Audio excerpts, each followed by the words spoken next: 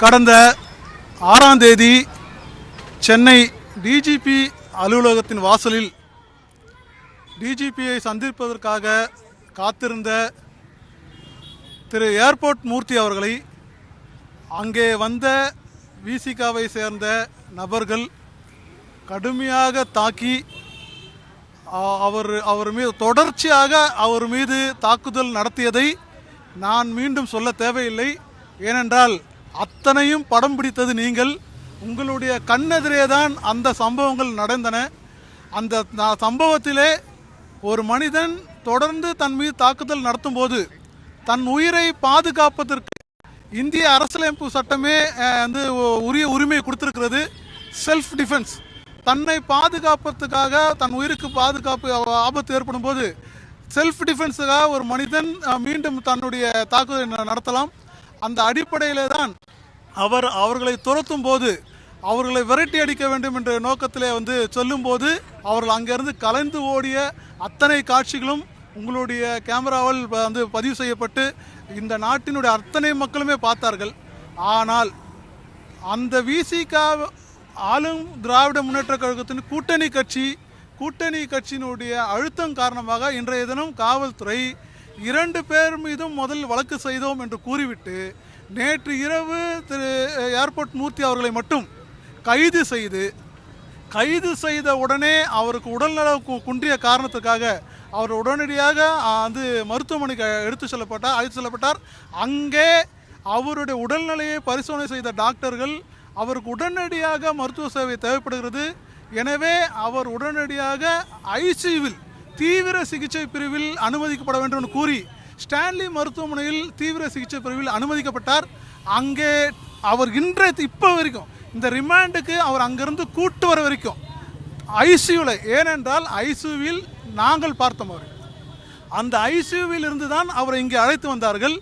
அங்கே பெரும் நெருக்கடி கொடுக்கப்பட்டு சான்றிதழ்கள் பெறப்பட்டு இங்கே அழைத்து வரப்பட்டு 2வது பெருநகர நீதித்துறை முன்பு ஆஜர்படுத்தப்பட்டார். 22/9 வரை அவருக்கு ரிமாண்ட் செய்யப்பட்டிருக்கிறார். நாங்கள் உடனடியாக ஏன்னா இது போன்ற அரசியல் காரணங்களுக்காக பழிவாங்கப்பட்ட பல்வேறு வழக்குகளே நீதிமன்றம் தான் எங்களுடைய கடைசி போக்கு.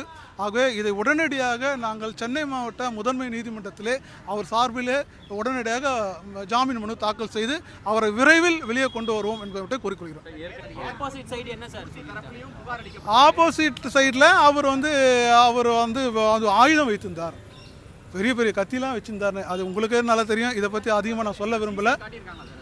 கிடையாது, இது வரைக்கும் அவங்க சீசர் மகசரில் இது வரைக்கும் எங்கள் நாலேஜை பொறுத்த வரைக்கும் அப்படி எதுவும் கைப்பற்றப்பட்டதாகவோ அவரிடமிருந்து கைப்பற்றப்பட்டு அது கோர்ட்டில் ஒப்படைத்ததாகவோ இதுவரை எந்த விதமான ரெக்கார்டும்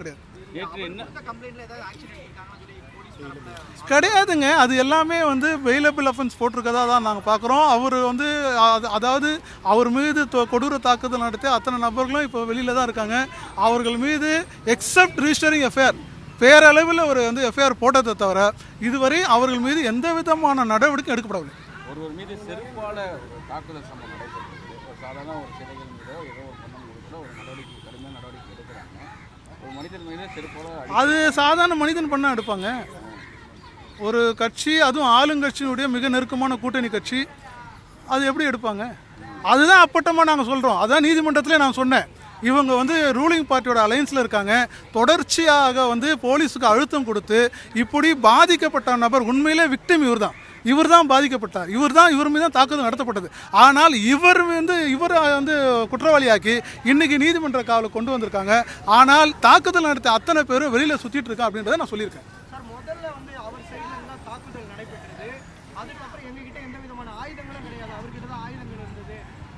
இல்லை, இது இப்போ நான் அப்படி அந்த மாதிரி வாதங்கள் எதுவும் அவங்க வைக்கல. அவங்க என்னென்னா அவர் இப்போது இதை விட்டுருவோம், அவங்க தரப்பு வாதன்றதே நம்ம விட்டுடுவோம்.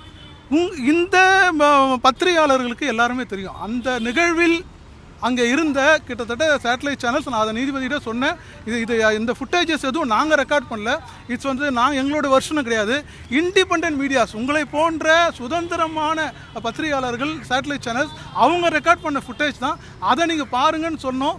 அதை ஒரு பகுதியை வந்து அவங்க நீதிபதியும் பார்த்தாங்க.